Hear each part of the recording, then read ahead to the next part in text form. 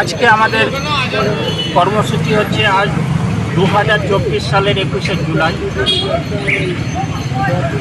1993 সালের 21শে জুলাই। বর্তমানে যিনি বাংলার মুখ্যমন্ত্রী মমতা ব্যানার্জি সেই সময়ে যুব কংগ্রেসের সভানেত্রী ছিলেন পশ্চিমবঙ্গে। তার নেতৃত্বে বাংলার যুব সম্প্রদায়কে সংঘবদ্ধ করে সংগঠিত করে মহাকরণ অভিযানের ডাক দেওয়া হয়েছিল। সেই মহাকরণ অভিযানে বাংলার অগণিত যুব সম্প্রদায় উপস্থিত হয়েছিলেন। তৎকালীন মুখ্যমন্ত্রী নির্দেশে এবং বর্তমানে যিনি মনীষ গুপ্ত, উনি সেই সময়ে জ্যোতি বসুর প্রধান সচিব ছিলেন। সে তার নির্দেশে গুলি চালনা হয়েছিল নির্বিচারে এবং 13 জন যুব কংগ্রেসের কর্মীদের প্রাণ মৃত্যুমুখে ঘটে পড়েছিল।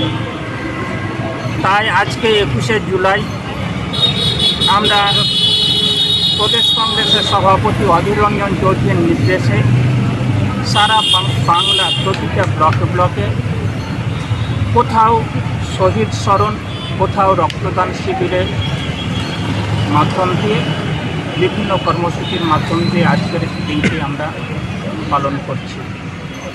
এবং তার সাথে সাথে বাংলার মুখ্যমন্ত্রীর নেতৃত্বাধীন যে সরকার চলছে সেই সরকার কোনো রকমের হেলদোল নাই। প্রতিটা জিনিসপত্রের মূল্য অস্বাভাবিকভাবে বৃদ্ধি পাচ্ছে। চালের দাম বৃদ্ধি পাচ্ছে, তেলের দাম বৃদ্ধি পাচ্ছে, ডালের দাম বৃদ্ধি পাচ্ছে, আলুর দাম বৃদ্ধি পাচ্ছে, পেঁয়াজের দাম বৃদ্ধি পাচ্ছে, ডিজেল, রান্নার গ্যাস, পেট্রোল, সমস্ত জিনিসপত্রের মূল্য বৃদ্ধি পাচ্ছে। কিন্তু বাংলার যে সরকার, সে সরকারের কোনো রকমের হেলদোল নাই। তাদের যে প্রশাসনিক যন্ত্র আছে তাকে কাজে লাগাচ্ছে না। বাংলার মানুষের কথা সে চিন্তা করছে না। একদিকে কর্মহীন মানুষ অর্থ উপার্জন করতে হিমশিম খাচ্ছে, কাজ পাচ্ছে না, অর্থের অভাব হচ্ছে, তবুও জিনিসপত্রের দাম এত বৃদ্ধি পাচ্ছে যে সংসার চালাতে মানুষ একদম পুস্তাগত প্রাণ হচ্ছে। কিন্তু এই দিকে তৃণমূল এর যে সরকার চলছে তাদের কোনো ভূক্ষেপ নেই এবং তাদের যে সংগঠন চলছে তারাও এটা নিয়ে কোনো আন্দোলন করছে না। আমরা দেখছি বিদ্যুতের দাম অস্বাভাবিকভাবে বৃদ্ধি পাচ্ছে, পেট্রোল ডিজেলের দাম বৃদ্ধি পাচ্ছে, কিন্তু তাদের কোনো হেলদোল নেই। তারা কোনো আন্দোলন করছে না জনগণের স্বার্থে। উপরন্তু আমরা দেখছি কোথাও আম নিয়ে উৎসব হচ্ছে, আমকে কেন্দ্র করে উৎসব হচ্ছে। তাতে আমের যে উৎসব, সেই উৎসবে ন্যূনতম কিছু একটা খরচ হচ্ছে, আর সে খরচটা কোথা থেকে আসছে? সরকারের ফান্ড থেকে আসছে, ডেভেলপমেন্টের টাকা থেকে আসছে, বাংলার আপামর জনসাধারণের ট্যাক্সের টাকা থেকে আসছে। কোথাও মাটি নিয়ে উৎসব হচ্ছে, কোথাও বৃক্ষ নিয়ে উৎসব হচ্ছে। এই সমস্ত কাজ আমরা দেখছি, কিন্তু জনগণের স্বার্থে তারা আন্দোলন করছে না। আমরা জানি যে পৃথিবীর উন্নয়নের হাতিয়ার হচ্ছে চাকা, আর এই চাকা ঘুরে বিদ্যুতে, চাকা ঘুরে পেট্রোলিয়াম জাত চলবে, ডিজেল, পেট্রোলে। কিন্তু একটা জিনিসের যদি দাম বাড়ে, ডিজেল এবং পেট্রোলের যদি দাম বাড়ে, তাহলে পৃথিবীতে যে সমস্ত যে জিনিসপত্রগুলো আছে সমস্ত জিনিসেরই দাম বাড়বে। কিন্তু আমরা দেখছি যে এখানে পশ্চিমবঙ্গে এবং ভারতবর্ষে ডিজেল, পেট্রোলের দাম ব্যাপকভাবে বৃদ্ধি পাচ্ছে। অন্যান্য স্টেটে, যে সমস্ত স্টেটে কংগ্রেস শাসিত স্টেটগুলো আছে, রাজ্যগুলো আছে, সেখানকার মুখ্যমন্ত্রী কিংবা জোটের যে সরকার আছে সেখানকার মুখ্যমন্ত্রী তারা ডিজেল, পেট্রোলের ভর্তুকি দিচ্ছে, কিন্তু এখানকার সরকার তাকে কোনো রকমের ভর্তুকি দেওয়ার ব্যবস্থা করছে না। রান্নার গ্যাসেও ভর্তুকির ব্যবস্থা করছে না এবং ডিজেল, পেট্রোলের ক্ষেত্রেও ভর্তুকির ব্যবস্থা করছে না। আরও আমরা লক্ষ্য করছি যে এখানে যে সমস্ত প্রশাসন যন্ত্র আছে বাজারে যে অস্বাভাবিকভাবে জিনিসপত্রের মূল্য বৃদ্ধি পাচ্ছে, প্রশাসনের পক্ষ থেকে বাজারে যে কালোবাজারিগুলো আছে, ফটকা কারবারি আছে, তাদের বিরুদ্ধে কোনো সরকারিভাবে কোনো অ্যাকশান নেওয়া হচ্ছে না। আজকে নির্বাচনের আগে 1 কেজি সরষের তেলের দাম ছিল 100 টাকা, এখন আবার 140 টাকা হয়ে গেছে। আলু বর্তমানে 40 থেকে 50 টাকা কেজি, পেঁয়াজ 40 থেকে 50 টাকা কেজি, বেগুন 100 টাকা কেজি, টমেটো 100 টাকা কেজি। সাধারণ মানুষ যারা কাজ দিন আনে দিন খায়, তারা কিন্তু সংসার চালাতে হিমশিম খাচ্ছে।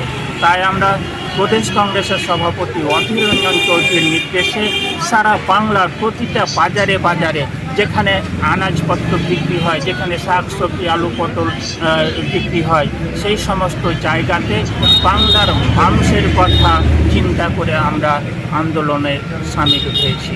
তাই আমরা রঘুনাথগঞ্জ নম্বর ব্লকেও আজকে আমরা আমাদের দলীয় যে কার্যালয় আছে এবং সন্মতিনগর গ্রাম পঞ্চায়েতের সামনে আমরা অবস্থান বিক্ষোভ কর্মসূচি পালন করছি। এখানে আমাদের প্রদেশ কংগ্রেসের সদস্য আছেন, এখানে মহাকুমা সংখ্যালঘু সেলের সভাপতি আছেন, ব্লক কংগ্রেসের সাধারণ সম্পাদকরা আছেন, বিশাল কংগ্রেসের সভাপতি আছেন, এখানে ছাত্র পরিষদের সভাপতি আছেন, যুব কংগ্রেসের নেতৃত্ব আছেন, এলাকার যত মহিলা কংগ্রেসের নেতৃত্ব আছেন, প্রতিটা পঞ্চায়েতের সভাপতিরা এখানে উপস্থিত আছেন। সর্বোপরি এলাকার মানুষ আমাদের এই আন্দোলনকে সমর্থন করছেন। অনেক মানুষ এখানে লাইনে দাঁড়িয়ে, সামনের দিকে দাঁড়িয়ে কাতারে কাতারে মানুষ এখানে আমাদের বক্তব্য শুনছেন, উপলব্ধি করছেন এবং সমর্থন জাগাচ্ছেন। সবাই সাবাস বলছেন, বাহবা দিচ্ছেন যে জনগণের স্বার্থে কেবলমাত্র কংগ্রেস দলই এখানে আন্দোলন করে। কংগ্রেস দল ক্ষমতায় যদি নাও থাকে, কংগ্রেস দল সাধারণ মানুষের জন্য আন্দোলন করে। সবসময় কংগ্রেস দল মানুষের পাশে দাঁড়ায়, বিপদগ্রস্ত মানুষের পাশে দাঁড়ায়। এবং এখানে কয়েকদিন আগে একটা ঘটনা ঘটেছে, এখানে এলাকায় কোনো রকমের উন্নয়ন হয়নি, রাস্তাঘাটের কোনো উন্নয়ন হয়নি, ড্রেনেজের কোনো ব্যবস্থা নেই, গ্রামের রাস্তাগুলোতে জল জমে আছে, নিকাশি কোনো ব্যবস্থা নেই। সেই কথাগুলো যখন তুলে ধরেছিলেন এলাকার মানুষ, গ্রামের মানুষ, তখন আমরা দেখছি যারা এখানে পঞ্চায়েতের ক্ষমতায় আছে, যারা মেম্বার, যারা প্রধান, যারা এখানে পঞ্চায়েত সমিতির কর্মাধ্যক্ষ, পঞ্চায়েত সমিতির সদস্য, তারা এবং এখানকার মন্ত্রী আছেন, এমএলএ আছেন, তার নির্দেশে আমরা দেখেছি সন্মতিনগর বাজারে যে একটা সন্ত্রাস সৃষ্টি করেছিলেন, একটা রণক্ষেত্র, একটা যুদ্ধক্ষেত্রের মতো পরিবেশ পরিস্থিতি হয়েছিল। যে মেম্বার প্রধান, তাদের হাতে আগ্নেয়াস্ত্র, তাদের হাতে বোম, তাদের হাতে রিভলভার এবং উইকেট নিয়ে এখানে হয়েছে। আমরা দেখেছি গ্রামের মানুষ সেটা প্রতিহত করেছে, আমরা দেখেছি। এবং পরবর্তীতে আমরা দেখলাম যে পুলিশ প্রশাসন একটা উদ্যোগ নিয়ে প্রথম দিকে সেটা ব্যবস্থা নিয়েছিলেন। পরবর্তীতে আমরা দেখছি যে কিছু কংগ্রেসের কর্মীকে বিনা দোষে এখানে আসামি করা হচ্ছে। সেটাও আমরা আন্দোলনের মধ্যে আমরা আছি, আমরা আন্দোলন চালিয়ে যাচ্ছি এলাকার মানুষকে সঙ্গে নিয়ে, যাতে এলাকার সার্বিক উন্নয়ন হয় এবং পুলিশি সন্ত্রাস যাতে বন্ধ হয়, সেটা আমরা। Thank you.